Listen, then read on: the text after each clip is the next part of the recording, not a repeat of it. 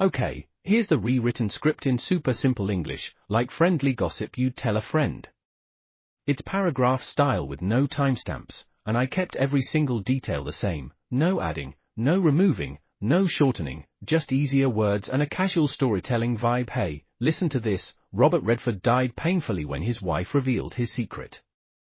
Robert Redford was born Charles Robert Redford Jr. on August 18, 1936 in Santa Monica, California.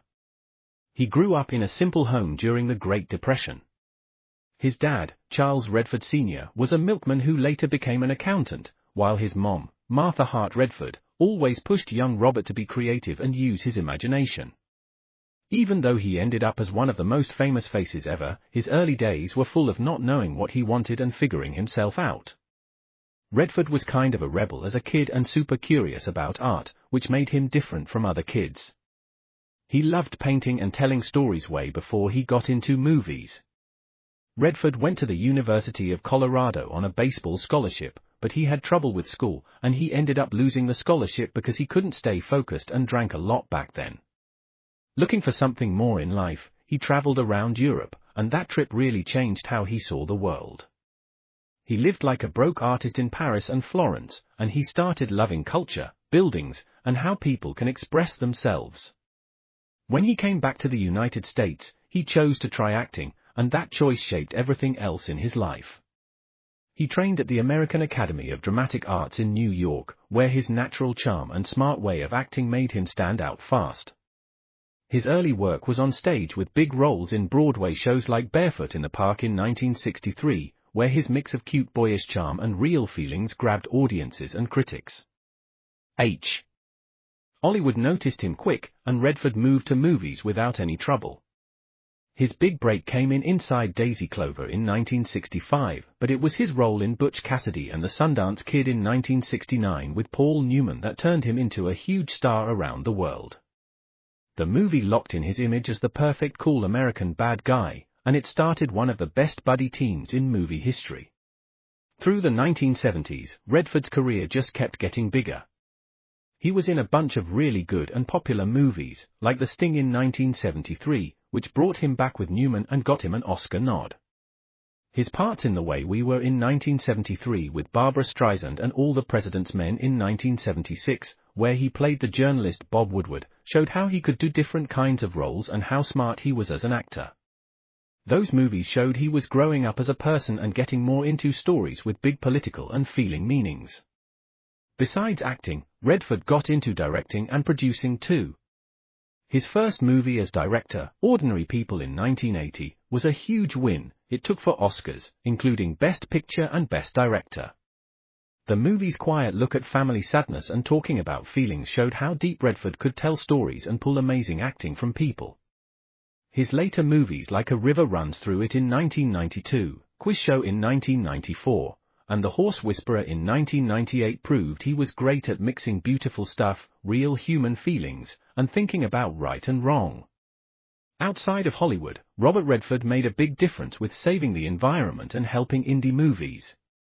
In 1981, he started the Sundance Institute in Utah, named after his famous movie character. The Sundance Film Festival that came from it turned into the biggest spot for new filmmakers everywhere, giving young artists a chance to speak and changing American movies. Redford's work to help creativity and new ideas was just as important as his acting, making him remembered as both a great artist and someone with big vision. As he got older, Redford still amazed people with roles that showed wisdom and thinking deeply. His acting in The Natural in 1984, Out of Africa in 1985, All Is Lost in 2013, and The Old Man the Gun in 2018 showed he still had that charm and quiet skill. Even when he said he was retiring from acting in 2018, people still felt his pull strong. His career went over 6 decades. But he always stayed real.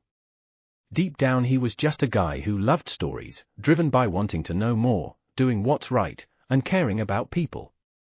Robert Redford's love life showed the same deep and changing stuff that was in his art and his whole life.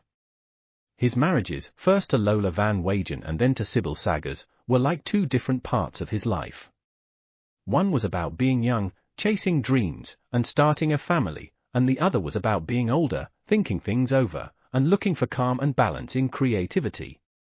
Both women helped shape the real guy behind the famous image, showing the human side of someone who seemed so calm and mysterious. Redford's first marriage to Lola Van Wagen started in 1958 when he was still a young actor trying to make it. Lola was a smart and strong woman from Provo, Utah, and she shared a lot of Redford's beliefs, like caring about learning, the environment, and doing right by people. Their marriage wasn't some fancy Hollywood thing, it was real love and same ideas. They ran off and got married quietly, away from all the showbiz flash, which fit Redford's love for keeping things private and true. Together their life in Sundance, Utah, with mountains and wild nature that Redford always loved, was calm and full of working on art together. Sagers keeps making her environmental art, and Redford often said her creativity and spiritual side inspired him and kept him steady in his older years. Tragic secrets cost Robert Redford his life and career. He died when his wife revealed it. Robert Redford was way more than a movie star. He stood for class, being honest, and great movies. But behind his cool public look, he had deep hurts and painful secrets that followed him his whole life. Even with his amazing work as actor, director, and producer, his private life had lots of sadness, guilt, and heartbreak. In his older years, carrying those memories got too heavy, people said. When his wife finally told the truth about his hidden hurt, everyone saw a side of Redford no one expected. From when he was young, Redford felt lucky but also weighed down by wanting to be big. "I wanted to be someone who mattered," he said once about his early days. But pushing himself so hard mixed with tragedies that stuck with him for years. One of the worst hurts came early, the death of his first baby, Scott, who died from sudden infant death syndrome, SIDS, at just 2.5 months old. Redford almost never talked about it in public, but when he did, you could hear the pain. "You never get over something like that," he said. "You just learn to live with it, but it changes you forever." That awful loss changed how he saw family, fame, and how quick life can go. Behind every smile in movies, there was grief that never really went away. As Redford's career took off in the 1960s and 1970s with hits like Butch Cassidy and the Sundance Kid, The Sting, and All the President's Men, he became one of Hollywood's favorite guys. But the fame that made him known everywhere also pushed him away from the plea he loved most. "Fame is a mask that can suffocate you," he admitted once. "You start losing sight of who you really are." The success he fought for brought lonely feelings he couldn't stand. He always wanted everything perfect, but life kept showing him he couldn't control it all.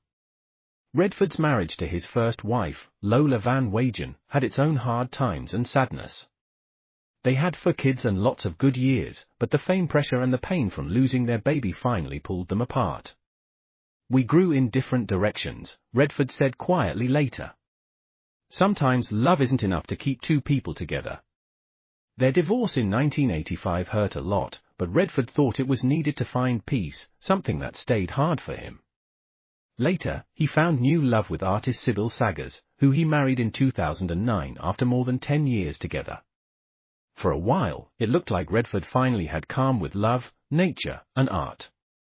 But even in his quiet older days, the old hurts never really left.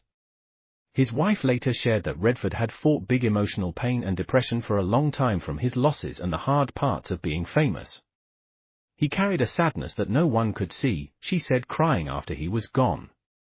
"He hid it behind his strength, behind his art, behind his silence." Friends who knew him close said he was a guy with huge depth, a perfectionist who was toughest on himself. "I always felt like I wasn't enough," he told a close friend in his later years, people said. The fight between his hidden pain and how he looked to the world wore down his health and heart. When Redford's wife told these truths after his death, it shocked fans who always saw him as calm and in control. Learning that one of Hollywood's most loved guys suffered so much quietly added a sad layer to his story. His life wasn't just about being an artist, it was about a man carrying sorrow, guilt, and heavy unspoken pain. Robert Redford's death ended a big time in movies, but it also showed the real person behind the legend. The secret pain that shaped his life made his acting have that quiet power from real life. Pain teaches you what joy really is, Redford said once. You can't understand one without the other. His words now sound like both a secret he shared and a lesson, a reminder that even the shiniest stars have dark shadows the world might never fully see. On September 16, 2025, the world woke up to really sad news that ended a big era in Hollywood. Robert Redford, the famous actor, director, and guy who cared about the environment, passed away peacefully in his sleep at his home in Sundance, Utah at age 89. The news hit the movie world and everyone hard as millions of fans mourned losing a man who stood for being real, having vision in art, and charm that never got old. Redford's family confirmed his death, saying he was with loved ones in his last days, resting easy in the mountain place that was his safe spot, the same place named after his creative work, Sundance. News of him passing brought love and tributes from everywhere. From big Hollywood names to leaders in government. From filmmakers who got their start at Sundance to fans who grew up on his movies. Actors who worked with him called him kind, hardworking, and super wise. Directors said he changed American movies by giving indie films a real chance. Environmental people praised him as someone who used his fame to fight for the planet way before it was cool. His passing felt like closing a golden page in the American movie story.